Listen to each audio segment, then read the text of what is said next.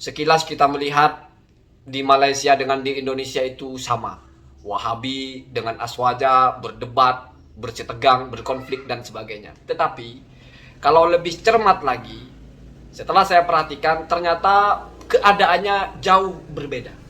Di Malaysia itu ada ulama top yang namanya Datuk Profesor ya, Profesor Matia, Dr. Maza. Maza itu nama panjangnya, kalau tidak salah ya, Muhammad Asri Zainul Abidin. Jadi diambil huruf depan-depannya menjadi Maza. Beliau ini Datuk Profesor Madia Doktor ya.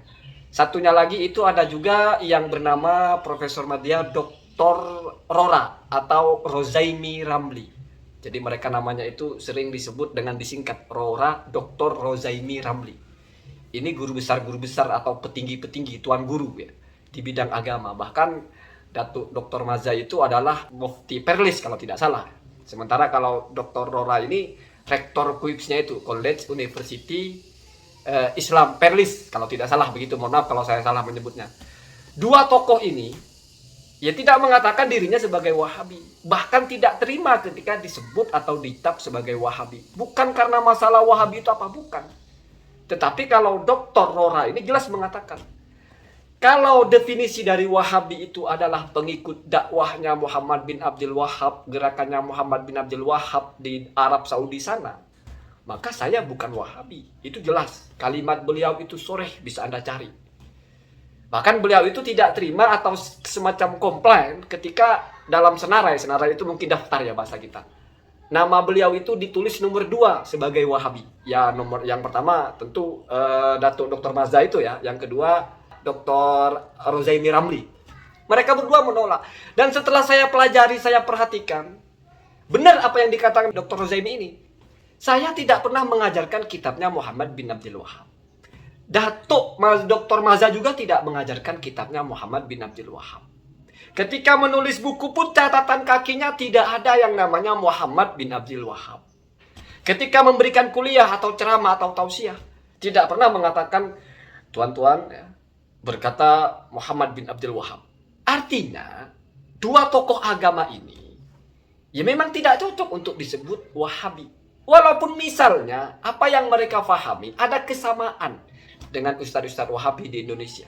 Tetapi kalau secara garis besar ya, saya perhatikan kajian beliau tentang orang tua Rasulullah. Tentang hadis Abi wa abaka finar. Hadisnya sahih, iya. Tetapi kata Datuk Dr. Maza ini, diperhatikan maknanya ini kok tidak selaras dengan kaidah utama dalam Al-Quran. Wa ma kunna mu'adzibina. Kami tidak akan menyiksa hatta nab'atha rasulah, sampai kami utus seorang rasul.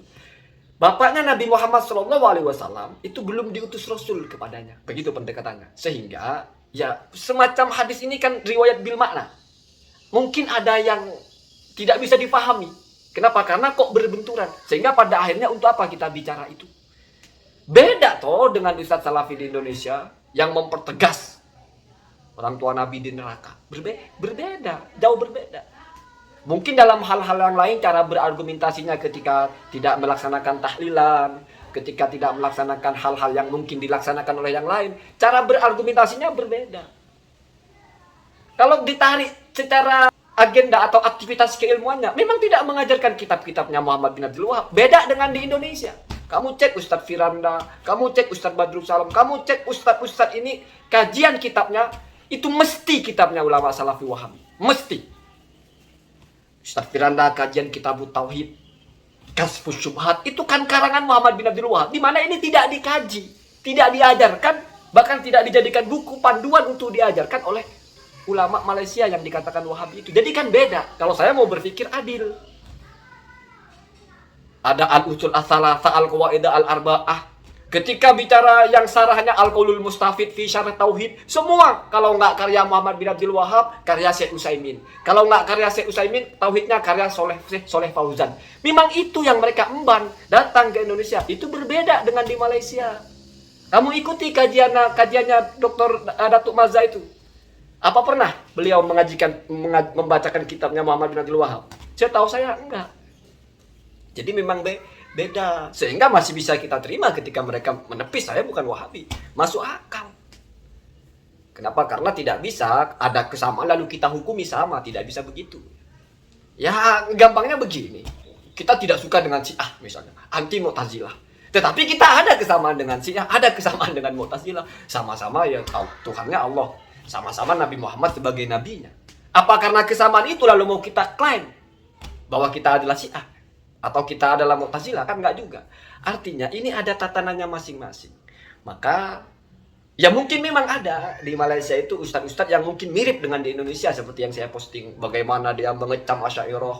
Ya. Kalau kita dengar Ustaz Salman Ali semuanya Ahlussunnah wal Jamaah, Asy'ariyah, Maturidiyah, Wahabi juga, Athariyah juga. Ya. Ini tidak kita temui di ustadz-ustadz Indonesia. Kamu kalau dengar ustadz Indonesia yang Wahabi ceramah, sifat 20 itu kok membatasi sifat Allah hanya 20, itu akidah bukan akidah Ahlussunnah wal Jamaah. Itu akidahnya ahli kalam. Atau bahkan ada yang coba-coba memecah. Itu Asy'ariyah mengikuti Imam Asy'ari ketika masih Mu'tazilah. Masih fase pertama. Atau mungkin fase kedua, Kullabiyah. Tidak mengikuti di fase terakhirnya. Kan luar biasa. Tidak paham Asy'ariyah tapi banyak bicara tentang Asy'ariyah. Seolah-olah sangat memahami Asy'ariyah. Ini kan repot. Sifat 20 itu wa min. Ya, ada min li tauhid dikatakan membatasi sifat Allah hanya 20. Padahal Imam As-Sanusi itu dalam matannya dia mengatakan wa min ya. Min dalam syarahnya, mensyarah kitabnya sendiri mengatakan fihi isyaratun anna sifatillahi la tanhasiru fi hadhil ishrin. Ada min menunjukkan bahwa bukan hanya 20 tetapi ini yang bisa kita pahami. Sementara sifat Allah yang mungkin banyak sekali li anna kamalatihi la tuhsa. La nihayatalah. Karena kesempurnaan Allah itu tidak bisa dihitung, tidak ada batasnya. Begitu ya, begitu. Jadi kita menjadi paham bahwa memang berbeda dari mulai cara mengkajinya, cara menyampaikan argumentasinya. Ketika ditanya kenapa di Perlis misalnya tidak ada acara tahlilan hari pertama, hari kedua, hari ketiga, dijelaskan begitu tertibnya. Bukan itu berarti ingin menghalangi orang berbuat baik, tetapi ada cara-cara lain dan sebagainya. Kita pun sebetulnya orang tidak mau tahlilan, tidak mungkin kita sebut Wahabi. Muhammadiyah tidak tahlilan, apakah Wahabi? Enggak begitu caranya. Tetapi kita lihat polanya. Kalau menggandrungi betul-betul kitab yang dibawa dari sana, mulai dari Kitabut Tauhid, Kasyfus Syubhat, Al-Usul Ats-Tsalatsah, Al-Qawaid Al-Arba'ah, ketika sarannya Al-Qaulul Mufid, bahkan mengkaji kitab Riyadhus Shalihin, yang disyarah oleh Syekh Utsaimin, ngaji kitab Tauhid, kata Pak Firanda itu bercerita ketika SMA, ngaji kitab Tauhid kepada gurunya, karya Syekh Soleh Fauzan. Lalu kita mau sebut apa? Orang yang tidak mau disebut Wahabi pun sebetulnya tetap punya definisi Wahabi itu apa. Minimal yang paling standar lah. Seperti yang diutarakan oleh Syekh bin Baz. Laqabun syarifun li atba'i da'wati Syekh Muhammad bin Abdul Wahhab At-Tamimi An-Najdi. Itu adalah panggilan yang agung. Itu adalah gelar yang mulia kepada para pengikut dakwahnya Muhammad bin Abdul Wahhab, orang Najd Bani Tamim. Itu ada, definisi itu ada. Dengan definisi ini, tokoh di Malaysia itu, Profesor Dr. Rora itu menolak. Saya bukan Wahabi kalau begitu, jelas toh, jelas. Jadi perdebatan kemarin itu sebetulnya kalau menurut saya bukan berdebat tentang pemahaman Wahabi, tetapi berdebat untuk mencari jalan tengah. Jangan sampai asal ada orang yang berbeda dengan kita cap Wahabi. Jangan sampai ada orang yang berbeda dengan kita anggap dia sesat. Tidak boleh begitu. Dan ini untuk semua pihak. Sebetulnya kita tidak akan mengatakan mereka sesat, tidak akan mengatakan mereka salah, enggak. Tetapi kita kan cuma mengcounterback. Mereka menyerang amaliyahnya, mereka menyalahkan, mengutuk-utuk Asy'ariyah, kita sampaikan hujahnya. Tetapi yang namanya pada akhirnya menjadi perang, ya tapi perang damai lah ya. Maka yang mesti hujah-hujah nyata, tajam, narasi-narasi nyata, tajam. Karena berbeda kapan kita ngasih tahu orang yang tidak tahu apa-apa, atau kholiyud dihni, itu prinsip berdialog dalam balaghah ya. Prinsip ilqaul khabar, kapan kita berbicara dengan orang yang ragu-ragu, as-sa'il al-mutaraddid, kapan kita bicara dengan orang yang ingkar.